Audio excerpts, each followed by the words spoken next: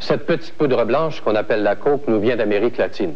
Et Montréal est l'un des principaux ports d'entrée de la drogue au Canada. Ça se comprend.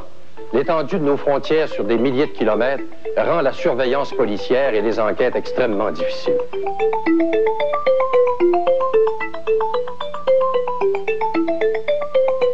Le gouvernement fédéral a mis sur pied un programme de 210 millions répartis sur 5 ans. La GRC, de son côté, y consacre 22 millions. 1 millier d'agents sont répartis à travers le pays dans des endroits stratégiques pour surveiller l'entrée de la drogue. Le gouvernement du Québec a décidé d'investir des sommes additionnelles pour lutter contre les drogues. 450 agents de la Sûreté du Québec pourchassent les importateurs de drogue.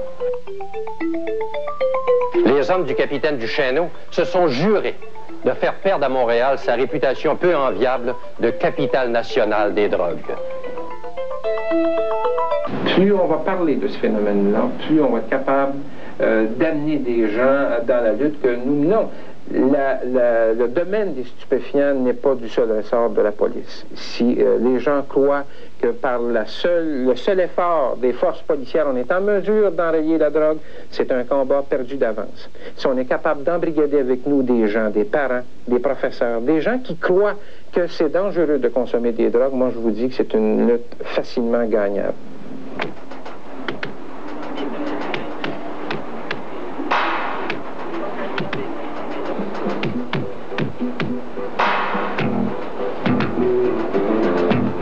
La drogue est un fardeau considérable pour les contribuables. Ceux qui s'adonnent à la drogue nous font payer le coût de leur dépendance au grand plaisir des criminels qui, eux, la trafiquent. Mais c'est dans le domaine de la santé que les choses vont le moins bien. On manque de ressources. Les médecins sont mal préparés à faire face aux problèmes de la drogue. Ceux qui veulent s'en sortir se butent à un mur incroyable au niveau des moyens. Un drogué qui est conduit à l'hôpital ne peut même pas être orienté vers un bon centre de désintoxication. Ah, j'ai souhaité sa mort. Plus qu'une fois. Plusieurs fois. Plusieurs fois. Quand il s'est suicidé puis qu'il a raté son suicide, parce qu'il était venu me voir en me disant Maman, là, ça va être la fin de tes troubles. Là, je lui avais retourné la balle dans son camp en lui disant non, c'est pas la fin de mes troubles, Luc. C'est la fin de tes troubles à toi. Là, il était parti. On n'avait pas eu de nouvelles, mais on avait une 4 heures. Là, à un moment donné, cette nuit-là, j'ai souhaité sa mort. Mais d'autres nuits. Quand il était au Pérou, puis qu'on a été 5 mois sans nouvelles de lui, là, j'ai demandé sa mort parce que je me disais, il n'a pas le droit de me faire vivre de cette façon-là. Je dormais plus, je mangeais plus. J'ai fait une dépression nerveuse de 2 ans pratiquement. On a tout essayé, on est même allé dans les hôpitaux, on est allé voir des médecins demandant de le désintoxiquer, de faire quoi que ce soit. Et je me souviens même à Albert Prévost et puis au Sacré-Cœur, on m'avait dit, allez-vous-en, il n'y a rien à faire avec. Il n'y a rien à faire avec. Rien. Parce que c'était trop avancé ou il ne voulait pas s'impliquer. Je sais vraiment pas. Je sais pas. Je me souviens, en tout cas, entre autres, une fois, quand on était allé, c'était la 3e fois qu'on s'en allait au Sacré-Cœur pour une overdose. Puis j'avais demandé au médecin, gardez-moi. Vous en voulez pas? Vous voulez rien faire pour lui? Moi, là, gardez-moi 6 jours. Faites-moi dormir, là, puis après ça, je vais reprendre le collier, puis je vais m'en occuper. Au Québec, si quelqu'un se réveille un matin, et moi je connais surtout la situation montréalaise, je pense que c'est pire en province. Si quelqu'un se réveille un matin et sent qu'il a besoin d'aide, il va probablement avoir à téléphoner à peu près à 20 endroits pour se faire référer quelque part qui ne sera probablement pas le bon endroit. Il n'y a pas de systématisation de l'approche, il n'y a pas de centralisation, il n'y a pas de budget accordé à l'alcoolisme et aux toxicomanies actuellement. Il n'y a pas beaucoup de programmes, les programmes sont sursaturés et ne répondent pas à la demande. Et c'est effrayant.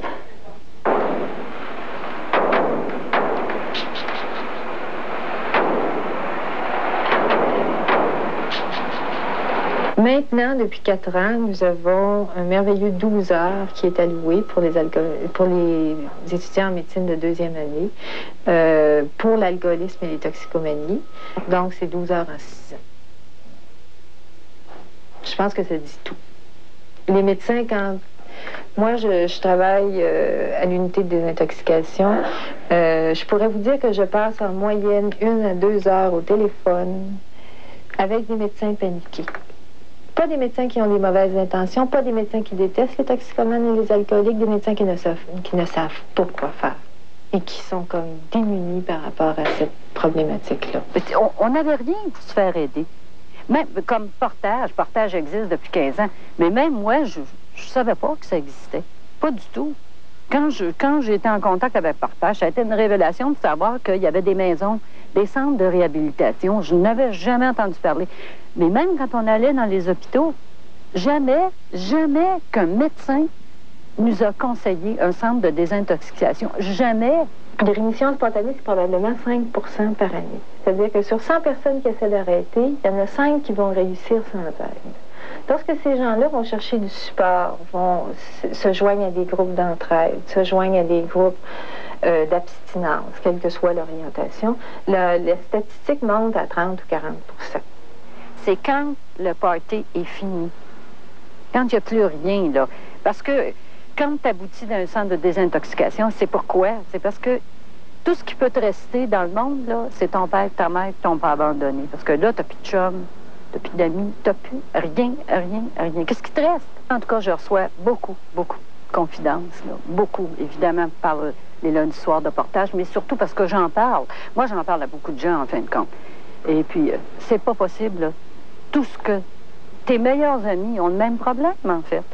Mais c'est comme un mur du silence qui se dresse, là. T'oses pas en parler. D'abord, t'as peur d'être jugé, t'es mauvais parent. Pourquoi t'as ça, toi? C'est parce que t'en as trop donné. L'autre à côté, tu te dis, elle n'a pas assez donné. Ben. Non. Il n'y aura pas rien de moi. Moi, j'ai dit une fois, là, j'étais assez tannée, là, j'ai dit, tu iras à l'œuf de la soupe pour qu'il se réveille. Moi, je veux aider Jacinthe, je veux qu'elle s'en sorte. Je veux quand même pas me blesser là-dedans ou me passer dans le drain. Je veux pas non plus être exploité.